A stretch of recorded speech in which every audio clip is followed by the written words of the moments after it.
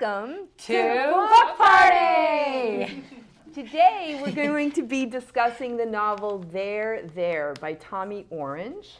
And for those of you who haven't read it, it is a debut novel, and it's won several awards. You guys have a copy, right? So you don't have to hold it. So it's won the PEN/Hemingway Award for a debut novel. It was Pulitzer Prize nominated. It got the National Book Critics John Leonard Prize, which is a Best First Book, Center for Fiction First Novel Prize, and it was on the New York Times Top 10 list, and that's how we decided to read it. Before we start, we wanted to give a shout out to our students in the district who have been on this show, and we're going to do it alphabetically so that there's, no favorites because we love them all. All right, so could you start? So thank you to Abby, Amelia, Amy, Anna, Arlena, Calvin, and Claire. And also we are so grateful for Courtney, Ellie, Grace, Grady, Haley, Jesse, and Jill. And thank you to Caitlin, Natalia, Nathila, Olivia, Patrick, Prachi, and Riley. Right. And we hope that those names are just the beginning of students who really want to come out here and speak about literature. We are so entrenched in technology lately, and we're looking at screens and we're watching videos, and as all of us here as English teachers actually, our hearts belong to characters in books. And we are so excited to be here to experience this ourselves and to encourage, all of the community in Groton Dunstable, our homeschool students, our students, all the way elementary, middle, and high school, to come and talk about books that mean something, that you fall in love with, that pull you away from the screen and take you somewhere else. And so we're following the format of this, and this is actually great for us because as teachers, this is going to help us to further encourage our students because we know what to expect.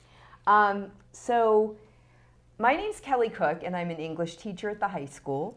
And what most interested me about this book was the characters and a particular family in it. And I don't really fancy myself as a drawer, so I have to say most of my materials were from Michael's. You're like a little mixed media. Mixed media. And it represents a family, and I want to make sure I get one family member has many, many names. So there's an older sister named Jackie Redfeather in the book. So I got two red feathers to represent her. And the book itself mostly takes place in Oakland, and one of the special features of the book is it's about urban Native Americans. And so I wanted that to represent the city. And then Jackie has a younger sister, and her full name is Opal Viola Victoria Bearshield. And she also has a teddy bear in it when she's a child, and the teddy bear is called Two Shoes. So I drew on the bear to create the shoes. And then at some point in the book, we time travel into the future, not real time travel because it's not sci-fi, but we jump. And there are also three children related to this family. And their names are Orville, Luther, and Lonnie. And they buy bikes at some point. And they're riding bikes at some point, and it's a Schwinn. So I like the show Stranger Things, so I took the bike that they ride there, which is a classic, and just traced that and then put the kids' names on the bike. And then the last person who gets introduced later in the book, who's somehow related to this family, you're going to have to figure out how, her first name is Blue. So I chose some blue fabric. And my ball itself is kind of, I just like spheres, and when I think of Native Americans and nature and just circles, that's why I chose this. But also, there's an image throughout it of a spider web, and although this is made of willow tree, it just kind of reminded me of a web too. And one of my favorite quotes in the book, because I'm an English teacher, came from Opal Viola Victoria Bearshield talking about her mother. She said, "She told me the world was made of stories, nothing else, just stories, and stories about stories." And just as somebody who teaches literature and has loved literature my whole life, that quote really spoke to me because I really just think that life is really just making your own story. And I loved how the stories intertwined in this book. So that's what my art represents. You know what's funny too is when I read that quote, I thought of you. Like I highlighted it in my Kindle and I was like, yeah, that's Kelly. That's a Kelly Cook quote. But what I think that, like, just thinking about all the characters is, you know, for those of you who haven't read it yet, it's this amazing book that juxtaposes the stories of a number of individuals. I mean, maybe close to 20 people. Well, Yeah. How many was it? Well, it was 12 that were specific, but obviously there's other characters. Right. So, I mean, there's just all these people. And I actually read the book on audio. I was traveling and I was listening to it. And it was as though 12 different people wrote the book. Like Tommy Orange They did do the different voices. slayed it because it was different voices, but like the thought of one person crafting all of those characters blew my mind because the tone was different, the dialect was different. Like to get into all of these different heads was like so fascinating to me. Yeah, and even within that, some of them, like the Tony Loneman chapter, I know you love him. I love Tony. He starts in the first person, but then later there's chapters about him. There are chapters about him, and they're third person chapters. So it's what a book. All right. Okay. I'm Jill Parentazzi. I'm at Florence Roach. I'm very impressed with Kelly's artwork, and I don't really want to go after her. And I love yours. Okay. So I went with this, and Danielle and I, great brains think alike. Yeah. We both have a test pattern theme going on because in the book they talk about this Indian test pattern, and I really wasn't visualizing it. And so I looked it up. I didn't know if it was a test pattern that if your eyes went a certain way, it would look like, but it actually is. They actually do have the Indian test pattern. So one of the things that I loved about the book is I just really love books that tell a great fictional story with great characters, which obviously this did, but I love books where I can find something out about history through those characters. So that's really what hit me. So I have Alcatraz because there was the whole part in the book that they were giving the history of when the Native Americans went and occupied Alcatraz in like the late 60s, early 70s. So I was going back and forth between reading the book and then looking okay, did this really happen? How did this happen? And so I put it in the center, and I felt so bad about that whole, like that was their beacon of hope, and they thought, and I found like a black and white picture, and Alcatraz was kind of light, and so it has 12 holes in it, which I kind of thought were the characters that could be bullet holes or could be emptiness. It's red. There was a decent amount of bloodshed, whether it be figurative or literal in the book. And then just here, one of the other things that struck me that I thought about while reading it was how he named the different sections. So the book was in 4 different sections, and they were named Remain, Reclaim, Return, and then Powwow at the end. And the quote, again, mine might be a little bit bleak, but there are parts of the book that are a little bit bleak. So my quote, it says, "Stray bullets and consequences are landing on our unsuspecting bodies even now." And that was one of the quotes that was towards the middle of the book, but foreshadowed a little bit what was to come. So one of the things that I think is fascinating is we both chose circles as part of what we were doing. And then when you think of the circle, and then if you think about archetypes, 12 being in 12 cycles, 12 of the year, and 4 being grounded, and there are 4 major parts. I didn't even think of that till I saw your art. So that's so cool. So I'm Katie Novak. I'm the Assistant Superintendent of Schools. Before that, I was a longtime English teacher. I taught middle school and high school, and I'm still a lover of books. And this whole thing started actually because I wrote to Kelly, and I'm like, I am feeling like I haven't read anything really good as far as literature in a long time. I read a lot of education books. I read, if I'm going to the beach, I read a lot of really crappy beach reads, but like not really any redeeming literature. And so I was like, she's like, there's this book I've been meaning to read. So I was like, perfect. I devoured it in like 3 days. Wrote to her when I finished it at like 2 a.m. and I'm like, "Are you ready to talk about it?" Like, I'm ready to talk about it. Please give me April vacation. Yeah, and I'm like, "No, I'm ready. I'm ready." So the symbol that I made is I did a little mixed media. There's a character. His name is Dean Oxidine, and he's really interested in graffiti. So I was trying my hand at graffiti, and I basically put feathers around it because the powwow at the end is very symbolic, and they talk a lot about the regalia, and especially Orville. He just feels so powerful when he is in the regalia. And then I had the spider web, which again, another circle, another web. Mm-hmm. But what I was thinking about here is there's this really interesting symbol, and I went online to try to research it. I haven't found anything yet, and interestingly, I don't know if it's a foreshadowing, I don't know what it is, but there's this essentially, there were a couple of characters who found spider-like big, thing? Yeah. But I didn't find anything lumps, about it online either. Big lumps, and when they popped the lump, as it was like a cyst, spider legs came out. And I didn't know if there was something there. They do talk about the spider of Viho, in Native American culture, but there didn't seem to be a connection there. But the fact that there was a spider web, but then we also know that certain characters were selected to have these legs. I don't know if it meant anything because the end doesn't really provide a lot of closure. Yeah. And I want to go back and read it and see if it means something. The one part that when we were creating this art, we actually got together to create our art together. Rebecca Kostic, who's an amazing art teacher at the high school, hosted us and gave us some art classes so we could put together our things, and it was lovely. But when we were talking, so Tony, who is this character that I love, is presented at the beginning as having very low cognition. So clearly he's struggled a lot in life, and seemingly he's a follower. And that's how he's presented in chapter 1. He's the first character you meet, and you're this person is just a sad character who's just going to follow along and be taken advantage of in his life.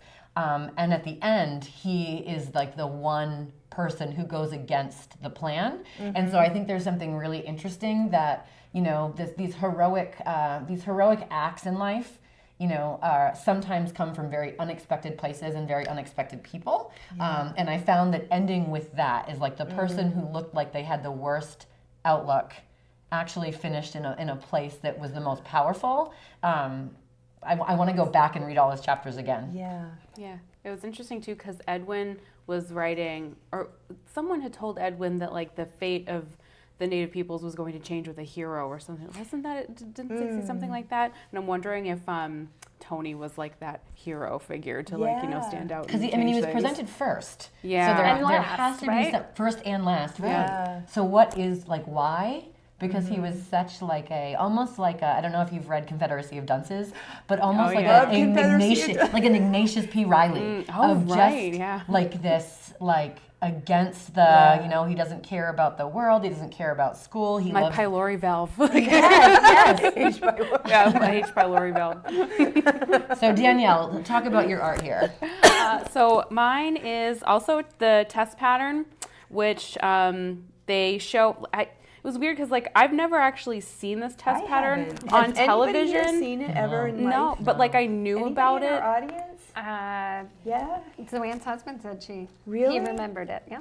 Wow. Yeah, I just think I knew about it from TV and movies, but that really struck me. So the reasoning or the explanation in the beginning of the book with the test pattern is that I think it was Tony. It was Tony. It was Tony. Yeah, Tony found it interesting that the test pattern looked almost as if it was the sights of a gun, aiming, because there's the face of an Indian Native American at the top, and it always kind of bothered and rubbed him the wrong way that it was this test pattern at night after the television ended and the programs were over, that it would show that.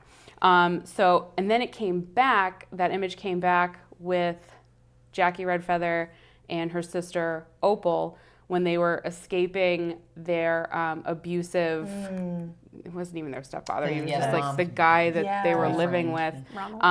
Ronald. Yep. And they were escaping him, but as they were leaving, was it Opal? It was Opal because it was Opal.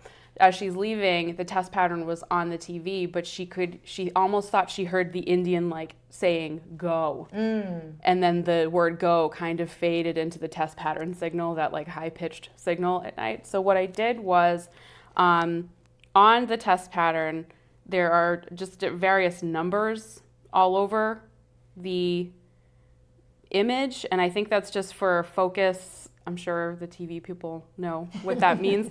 But for some of them, what I did was instead of putting the number, I put go. So in certain places, it's like go, go, go, go. And while I was, and also in the center, it says go, like right in the center of the sites. But it was interesting because like as I was doing it, I was like, oh man, the go kind of looks like a 60. Like it still kind of looks like a number, but I'm like, no, that's okay because it's like subtle. And then I added in the please stand by. This image struck me just because at the beginning of the book, it was all about the decimation of the native tribes and how very subtle it was. And almost, it was kind of just like, just being totally taken advantage of by the settlers. And that really struck me because my family, we have great grandmother. The story is that my great grandmother was in Quebec, a native girl who was left behind because she was sick, and some white settlers took her in because she was sick. And I always believed that story, but the more I thought about it, I was like, I don't know, was there something else like underhanded going on there because of all like the guns trading and land, and I don't know. So that part just really struck me with the test pattern and just how understated the whole travesty was and still is. Yeah. And the bit that you mentioned at the very beginning, it's an essay that he opens with, and the Washington Post reviewer actually said that he hopes or she hopes that essay is considered when they put together the best essays in America for the year, because that was fantastic. So good. Mm-hmm. So the guy can write essays, he can write fiction. What can't he write? Yeah. Tommy Orange. No, it was really brilliant. And another thing too is when we're talking about that subtlety, is just that concept that we're dealing with a lot in schools today, which is how much does dominant culture impact the way that we've designed schools. Yep. And a lot of people will say sometimes like our districts are broken, and today I was having a conversation with somebody who said our districts are doing exactly what they were designed to do, which was to almost like sieve out, who are the most capable people so they can kind of go off into this world. Yep. The factory, very industrial. And just thinking about again, that it's just this, it's this dominant culture designing to replicate and favor and privilege itself, which is kind of very similar to Go Back, is it was designed to take the country. Yep. And absolutely. That's exactly what it did. And then it's like, well, what are the repercussions of that hundreds and hundreds of years later? Right. And I think that that's really interesting, and what he's exploring there is he's basically saying that like the Indians, the urban Indians, are now creating their own subculture in an urban place because they lost what was theirs. Yeah.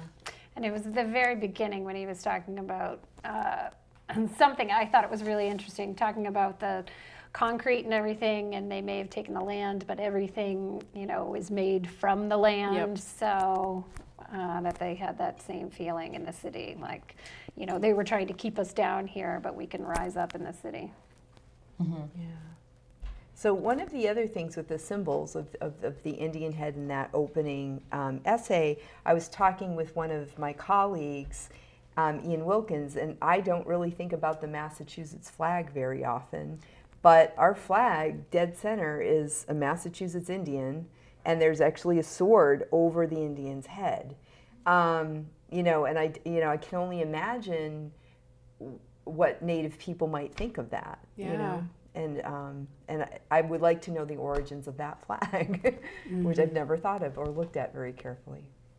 So, I think even kind of zooming back, and so we're talking about there, but just the opportunity for, our students to partake in something really similar, to think about, finding something that speaks to you, finding other people who hear the same thing that you do, and having these conversations about what does it mean for you? How has it opened up your world? So, we're reading a book, but we're all going, what happened to Alcatraz? And what's going on with our state flag? And wow, I can relate it to the school systems. And what's happening with my family? I want to know about my family. Oh my God, I opened up like an Ancestry account. I was like about to message Tammy Reynolds to be like, can you help me? Like, I need to dig back. I need answers, like what actually happened. I didn't get too far because you got to pay, so I got to figure that out. Yeah, but that's the magic, I think, of books, is that they, there's a lot of words in there, but the words underneath all those words, there are questions, and those questions bubble up on their own, and they demand to be answered. They demand to be answered at 2 a.m, when you wake up, and this is a space where you can go and you can ask the questions and have the answers. And I would love for more of our students to kind of experience this informal opportunity to share how literature has impacted them. Yep. Yeah. Who are some of your favorite characters? I think Tony for you. I love Tony. I love Tony.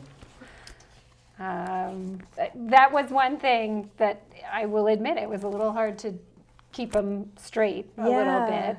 And that was in a lot of reviews as well. I like Dean. I like that whole his first chapter where he has the proposal and goes in. And I'm thinking, I wasn't sure exactly at that point. I wasn't sure where the book was going from there, because I wasn't even sure. I just started listening to it before I started reading it. So I wasn't even sure if we were talking about pure fiction or like, oh wait, is this a guy who really did this thing? Yeah. Like, and then I figured, oh, this is, fictional. But then I thought, okay, is somebody making a project like that? Because I would like to see that, a video of Native people it's like Humans telling in New York. their own stories. When I reread this, what I want to look for, I was wondering if the first person chapters were perhaps the people who sat in front of Dean's camera. Was that their story as they were sitting in front of him during his video project? Oh, I'd want to go back and like that's track that a and good like reread, kind of yeah. Yeah, I don't know. And there was one Those chapter chapters. that was a U chapter, so it was in The the U second. chapter, yes. Zoanne So- and I were talking about that today, and how Yeah. interesting that was, that it was not first person. She Yeah. had a technical term for it, but I also wonder if the point of view suggests what makes happened it- to everybody at the that's- end. That's what I thought too. Who- Because they give us a couple of clues of who we know doesn't.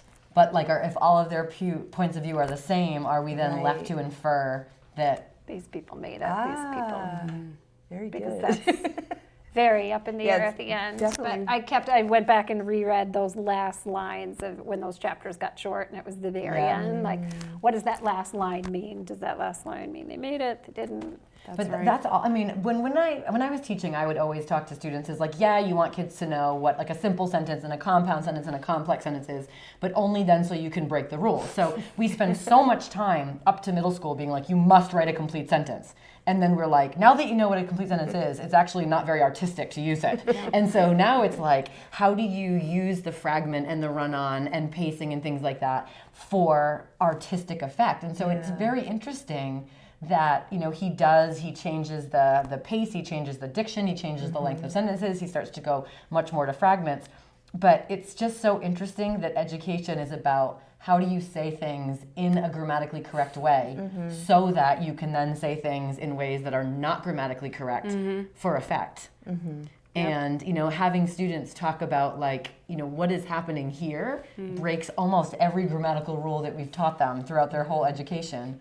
And it's the most powerful and best beloved novel that was written this year. And it's like, there's something to that, which I think is like, we're raising kids to compete with robots, and robots can write complete sentences. And how much of humanness in There was writing. something in there in the end when he was talking about the Transformers, when he went back and he was drifting in and out of being 4 years old, but talking about the Transformers and taking over the world. And so What was the grandmother's name that he loved, or like the nanny? It was an M word. Remember, he sees himself in her kitchen washing his hands at the end. Oh, Is he washing his hands? Yeah, of, that's like, what- guilt? Oh yeah. don't know. we We gotta got to reread reread some the of book. it. We'll be back for book party 2. Okay, so we have 5 minutes left. We've heard that some of our audience members have read the book. Does anyone want to speak to the book at all? You don't have to. We can ramble forever up here. Oh yeah. Yeah, Okay. I think that in thinking back, I keep thinking about it.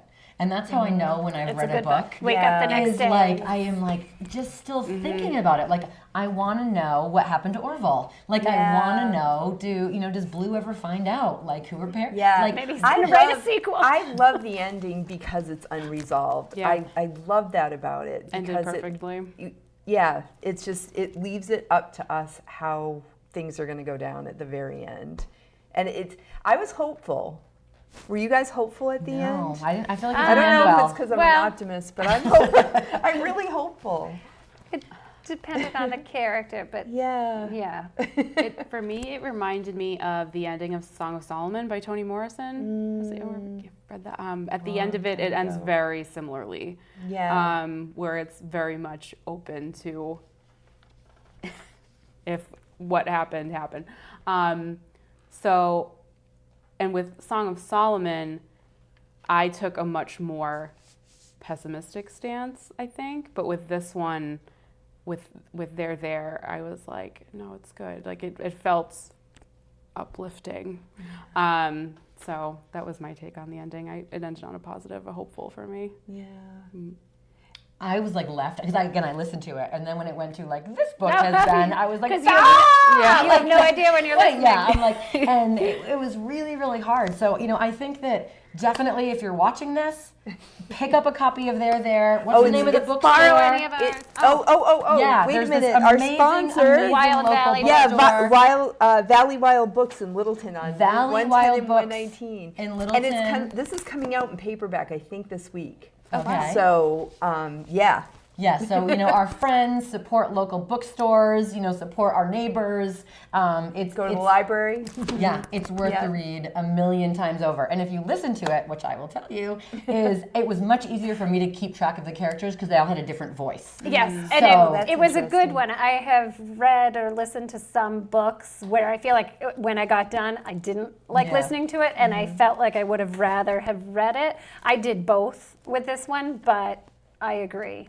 It added, the Audible added to it, and opposed to take it away. So. And you liked the readers, right? You thought they did a great job. They were. I mean, it was very well done. I think every single person was like different. Which Yeah. as soon as the voice came in, I was like, oh, I know which character this is. Okay. As opposed to flipping back and being like, well, what's the name? You know what I mean? Like, I think it would be much harder to read it and Yeah. remember who all the characters were. So was it the same voice or was it multiple No, voices? No, multiple every actors. every character had a different actor. Okay. That's So cool. it was really easy to like switch back and forth. So maybe we should end with why the title. Kelly, you did some research on They're Gertrude There. Stein? I didn't know it was in the book, and I wish I have my notes upstairs, of course, right? No, you have it right in do the I have bottom it in there. the bottom? Okay. Yeah. Gertrude Yeah. Stein talking about Oakland. And that would be another thing worth reading this one more time is how many times there comes in. So just for the audience, what there means briefly is when you go back and visit a place, you go there, but is it the same there? Like, is there there? There's there no still there there? there, I think is So, what she said. and that's what Gertrude Stein did. But there's also a reference to a Radiohead song, There. So I'd love to see how many times. a great but song. yeah, can you return? And if you return, is it the same? It's very like Catcher in the Rye where he goes back to the cave Yeah. and there's no there there. Yeah, yeah. All right. So this has been a fabulous It book has. party. Thank you. Thank Yes. you to Mimi Matisse. Yes, thank you for inviting us. Students, Yeah. enjoy the ride. Thanks, This has been audience. fabulous. And you know what? Like everyone deserves 27 minutes of fame. So We got Right. it. we got it. Thank you. All right, thank you. Have a good day.